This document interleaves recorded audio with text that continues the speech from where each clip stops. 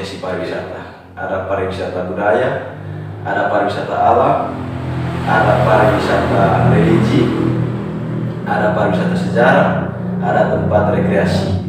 Tiga hal yang mendasar, jalan, infrastruktur jalan, air, dan juga penerangan sudah dipenuhi. Selamat datang di channel YouTube Bintang FM. Kali ini kita akan mencoba mengulas terkait dengan bidang pariwisata di Manggarai, di mana kali ini kita angkat topik sekaligus subtemanya itu pandangan kaum muda terkait bidang pariwisata di Kabupaten Manggarai, di mana kali ini kami membawa narasumber itu terkait dengan bidang pariwisata sendiri, yaitu ada satu anak muda yang kali ini dia tergelut dalam bidang pariwisata itu sendiri, yaitu saya perkenalkan saja. Ini dia Bung Gusti Ganggar. Selamat sore Bang. Ya, selamat sore. Baik, sebelum kita memasuki terkait dengan diskusi kita pada sore ini, saya persilakan dulu. Siapa sih Bung Gusti Ganggar itu sendiri? Saya persilakan. Baik, terima kasih Pak Fansi. Perkenalkan, nama saya Agustinus Ganggar atau biasa dipanggil Gusti. Akun Facebook saya Gusti Ganggar ya. Saya dalam konteks acara yang dibawakan oleh Pak Fansi ini selaku pemerhati pariwisata. Saya berasal dari Desa Betentu di Kecamatan Rohong Utara. Demikian Pak Fansi. Baik, terima kasih. Baik Pak Gusti, kali ini kita berbicara tentang bidang pariwisata. Siap. Nah, sebelum kita jauh ke sana, kita memang orang baru di sini.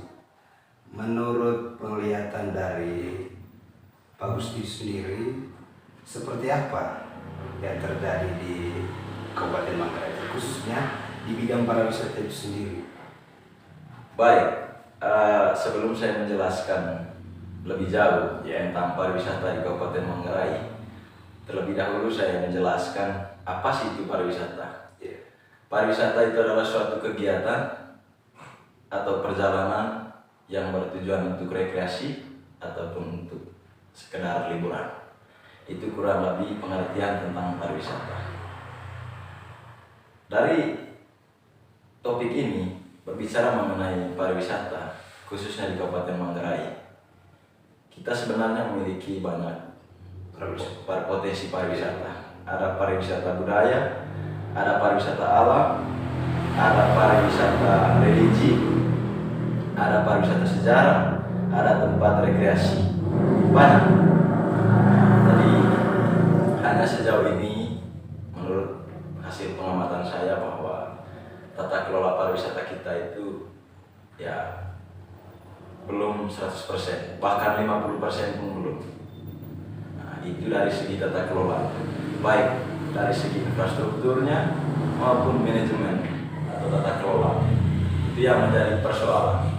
Nah, jadi dari saya selaku pemerhati pariwisata di Kabupaten Manggarai ini melihat bahwa satu yang menjadi persoalan adalah sumber daya manusia. Sumber daya manusia, karena ketika sumber daya manusianya sudah disiapkan, maka saya yakin bahwa pariwisata atau potensi-potensi wisata yang ada di Kabupaten Manggarai ini dapat dikelola dengan baik.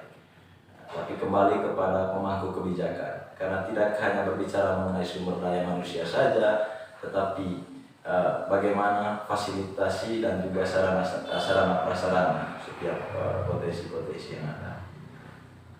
Oh baik, berarti dalam bidang pariwisata di Kabupaten Manggarai yang menjadi kendala menurut Pak Gusti itu sendiri, yaitu apa? Di SDM-nya itu sendiri. Ya, yang pertama tadi SDM-nya. SDM dalam hal ini terutama para pekerja di dinas-dinas terkait yang menaungi pariwisata ini. Saya sebut saja itu dinas pariwisata. Orang-orang yang bekerja di dinas pariwisata itu harus memang bidangnya pariwisata, ya, karena yang menaungi bidang ini adalah mereka. Ketika mereka tidak cukup sumber daya manusia, tidak paham tentang bagaimana dengan tata kelola pariwisata, maka hasilnya juga seperti yang kita alami sekarang ini.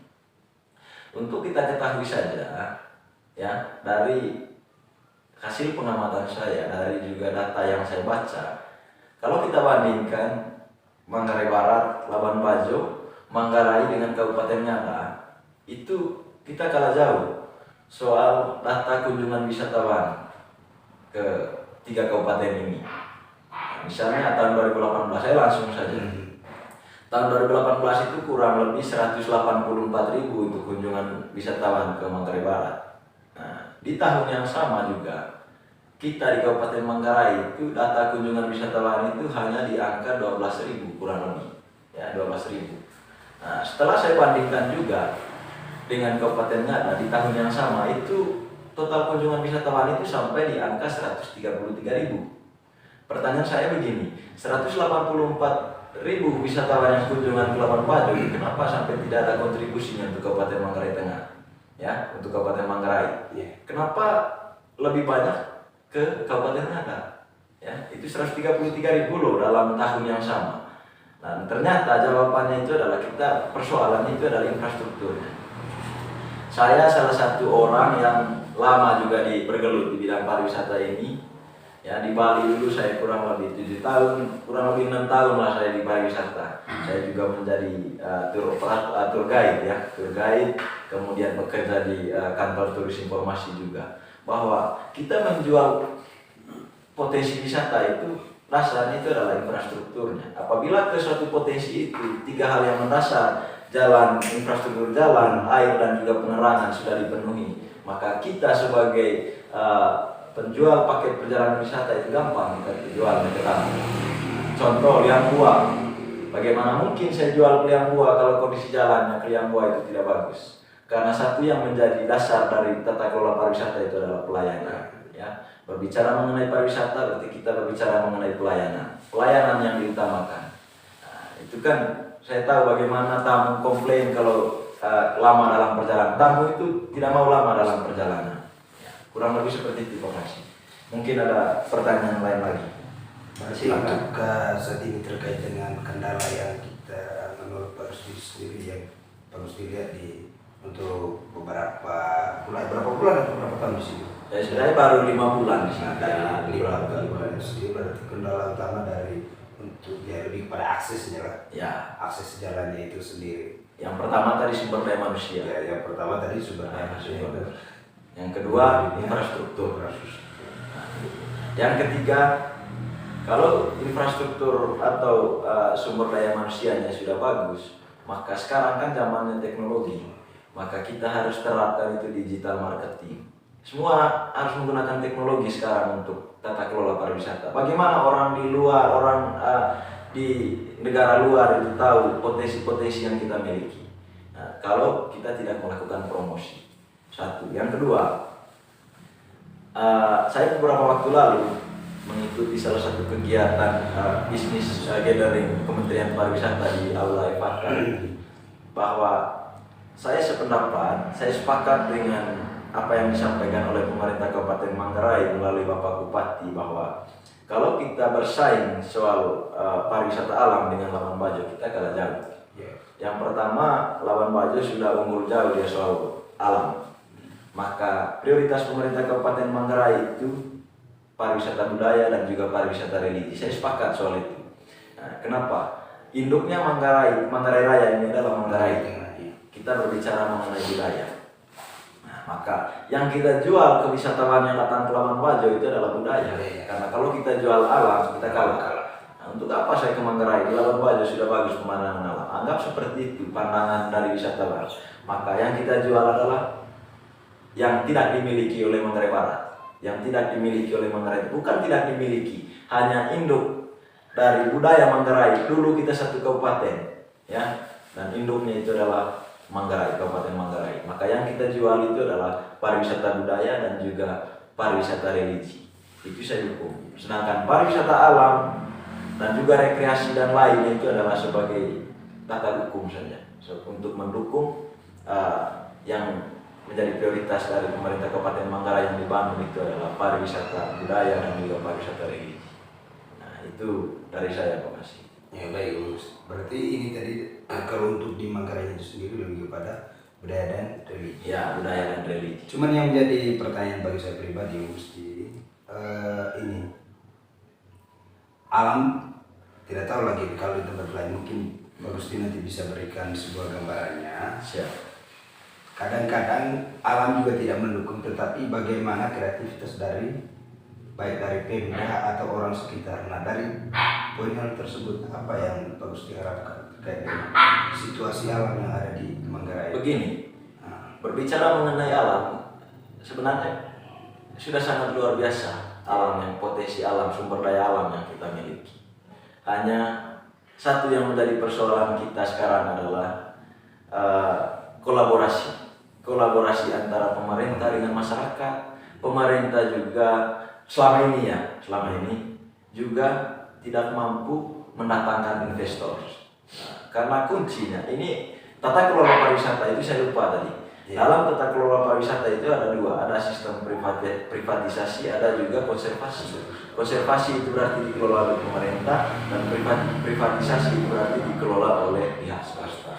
Dalam hal ini, kalau misalnya pemerintah Kabupaten Manggarai tidak cukup anggaran untuk kelola ini potensi-potensi yang ada di Kabupaten Manggarai, kan bisa bekerja sama dengan para investor. Datangkan investor ke sini. Misalnya di Liang Bua. Di Liang Bua, apalagi beberapa waktu lalu Liang Bua itu sudah menduduki peringkat 1 sebagai tempat sejarah, ya, wisata sejarah. Saya yakin kalau di sana itu bisa didatangkan investor lalu bangun akomodasi di sana, ya, baik perhotelan ataupun homestay ataupun restoran. Jadi tamu yang datang ke sana itu kan di samping dia melihat bagaimana Liang Bua, tentu dia bisa menikmati makanan-makanan khas kita orang Manggarai, bisa dijual di sana. Artinya kalau misalnya di sana sudah dibangun homestay, ya, apa segala macam, roda pergerakan ekonomi itu bagus. Orang-orang di sekitar Liang Bua itu bisa, pelaku usaha kecil itu, dia bisa berjualan di sana. Artinya kontribusi daripada Liang Bua ini nanti ada, ya, dampaknya. Nah, para sopir yang ada di Kabupaten Manggarai ini bisa dia bawa tamu ke Liang Bua, mobilnya bisa jalan, dia bisa dapat uang. Di sana bisa dijual apa-apa saja hasil kreativitas masyarakat Manggarai, khususnya di sekitar Liang Bua. Karena begini, berulang kali saya sampaikan bahwa Liang Bua saya mau itu tidak hanya sekedar nama besar bahwa tempat ditemukan Homo floresiensis, tetapi bagaimana kontribusinya untuk masyarakat sekitar. Tidak ada gunanya dia berada di peringkat 1 atau juara berapa, tidak ada gunanya, tapi kontribusinya itu yang paling penting. Ya, sejauh ini tambahan saja. Jadi di Liang Bua contohnya itu 3 hal yang mendasar itu belum dipenuhi: listrik, infrastruktur jalan, kemudian air minum. Dan kan tidak ada guna, jadi bertolak belakang jadinya. Dia nomor 1, tapi soal jamin infrastruktur ke masyarakatnya itu tidak ada. Nah, itu kan bertolak belakang. Nah, itu yang saya maksud tadi, bahwa persoalan yang mendasar itu adalah sumber daya manusia. Kemudian sumber daya manusia dalam artian bukan hanya pemerintah tapi masyarakat juga, karena kelola pariwisata itu tidak hanya menunggu pemerintah, bisa juga pribadi, pihak swasta. Tapi kan yang menjadi persoalan biasanya itu adalah di finansialnya, itu modalnya. Saya hanya berbagi pengalaman. Di Bali itu banyak tempat-tempat wisata yang sangat sederhana. Contohnya air terjun itu hanya 1 tangga saja, bahkan itu cuaca legal jauh lebih bagus, tetapi wisatawan yang datang ke situ itu tiap hari sampai ribuan, sampai ratusan, ya. Padahal dia tidak terlalu menarik, hanya jalannya bagus, listrik masuk, air juga bagus, dan desa juga bekerja sama dengan pemerintah daerah untuk mengelola itu. Jadi tinggal dihitung saja berapa untuk pemerintah desanya, berapa untuk pemilik tempatnya, berapa untuk pemerintah daerahnya. Retribusinya dari situ dapat, PAD juga meningkat. Nah, dari situ Gusti, itu kan gambaran yang pernah Pak Gusti lihat. Ya. Nah, apakah itu bisa memungkinkan untuk kita terapkan di Manggarai? Bisa. Nah, semua apa yang saya lihat, apa yang saya rasakan, karena saya juga dulu kuliah sambil bekerja, dan saya kerjanya di sektor pariwisata ini, jadi saya tahu apa saja dampaknya terhadap kehidupan saya. Ya, jadi di Manggarai sangat bisa sekali. Saya beberapa waktu lalu ke Rongkam itu Desa Bangkaruang ya, Kecamatan Rangkong Utara. Itu gua Rondop itu sangat luar biasa itu kalau dikelola. Itu 5 menit saja dari jalan raya. Kenapa kita tidak bisa kelola ini barang ini? Terus jalan raya sudah ada di situ. Hanya dibuat tangga atau dibersihkan sekitarnya itu. Nah, bisa itu. Nah, hanya kembali bahwa kontribusi wisatawan yang datang ke Labuan Bajo itu sangat minim sekali untuk Kabupaten Manggarai. Dan Kabupaten Manggarai termasuk Kota Ruteng ini hanya menjadi objek singgahan, transit saja. Nah, dia dari Labuan Bajo dia langsung ke Ngada. Ya. Nah, di Manggarai apa? Kita jual apa? Makanya pariwisata budaya, pariwisata religi itu sangat bagus. Rutengpu itu bisa di sana itu dibuat semacam atraksi. Nah, jadi wisatawan itu di samping dia melihat bagaimana bentuk rumah adat kita, kampung Ruteng itu, bisa juga dia menonton atraksi di sana, atraksi caci misalnya. Kalau di Bali namanya barong, ya, barong, kemudian ada tarian kecak. Nah, kalau tarian kecak itu dilakukan pada sore hari, jadi tamu itu sebelum menonton tarian kecak jam 6 itu dia terlebih dahulu menikmati pemandangan alam yang indah, sunset itu. Jadi dia kombinasi antara wisata alam dengan wisata budaya, jadi bagus. Nah, di Rutengpu sangat cocok, bisa. Hanya bagaimana pemangku kebijakan bisa mendampingi lurah atau kepala desanya untuk kelola barang seperti itu.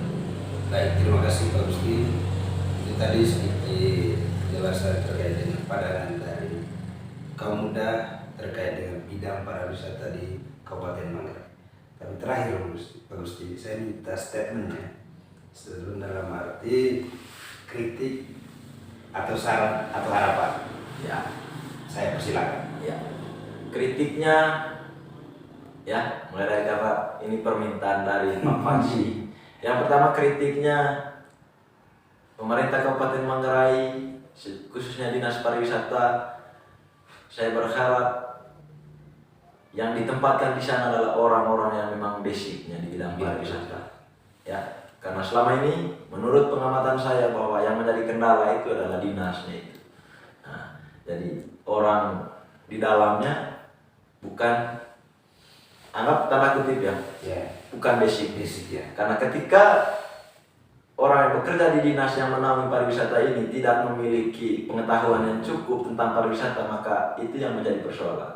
Nah, kemudian sarannya adalah saya berharap pemerintah Kabupaten Manggarai bisa melihat potensi pariwisata, sektor pariwisata sebagai leading sektor, karena ketika sektor pariwisata ini dibangun maka bisa mendorong sektor-sektor yang lain ya di Kabupaten Manggarai. Yang utamanya adalah perhatikan infrastrukturnya itu. Dan satu lagi saran saya kepada pemerintah Kabupaten Manggarai, karena tidak cukup saya sebagai masyarakat untuk mengusulkan ke pemerintah desa agar BUMDesnya bisa kelola sektor wisata. Tapi pemerintah Kabupaten Manggarai perlu melakukan sosialisasi kepada pemerintah desa di seluruh Kabupaten Manggarai agar BUMDes itu tidak lagi menjual produk yang sudah dilakukan oleh masyarakat. Karena hadirnya BUMDes itu bukan untuk menciptakan kompetisi dengan masyarakat, ya, tetapi untuk kesejahteraan masyarakat. Untuk itu saya saran agar pemerintah Kabupaten Manggarai sosialisasi kepada pemerintah desa agar BUMDes itu dia membuka produk atau usaha yang memang tidak dilakukan oleh masyarakat. Salah satunya sektor pariwisata. Nah, kemudian yang terakhir, apa tadi pertanyaan yang terakhir? Kritik dan saran. Nah, itu ada dua, itu kritik dan saran. Itu saja kritik dari saya tadi, tempatkan orang di dinas pariwisata yang memang basicnya. Ya, itu tidak lebih dari itu. Karena kalau salahnya kelola barang dari dinas yang terkait, maka salah semua sampai di lapangan. Ya, dan juga harapannya kita sebagai masyarakat Manggarai, khususnya kaum muda, mari kita mendukung program pemerintah Kabupaten Manggarai khususnya di sektor pariwisata ini dengan melakukan hal-hal yang positif, kreativitas. Kalau misalnya ada pemandangan alam atau potensi-potensi di desa kita masing-masing, ayo kita bangun sesuai dengan kemampuan kita ya. Nah, nanti soal perhatian dari pemerintah itu belakangan, tapi kita harus mulai dulu ya sebagai kaum muda. Itu dari saya, selaku pemerhati pariwisata. Baik, terima kasih Pak Gusti sudah bergabung bersama kami di channel YouTube kami Bintang FL. Sekali lagi kami ucapkan terima kasih, selamat sore. Baik, Saya berharap agar pemirsa selalu mendukung channel Bintang FL ini ya. Nonton videonya, like, komentar, share, dan juga subscribe agar channel ini tetap eksis dalam mempromosikan khususnya pariwisata di Kabupaten Manggarai ya. Bukan hanya pariwisata tapi hal-hal lain yang sifatnya positif bisa dipotret oleh channel Bintang FL ya. Terima kasih. Terima kasih.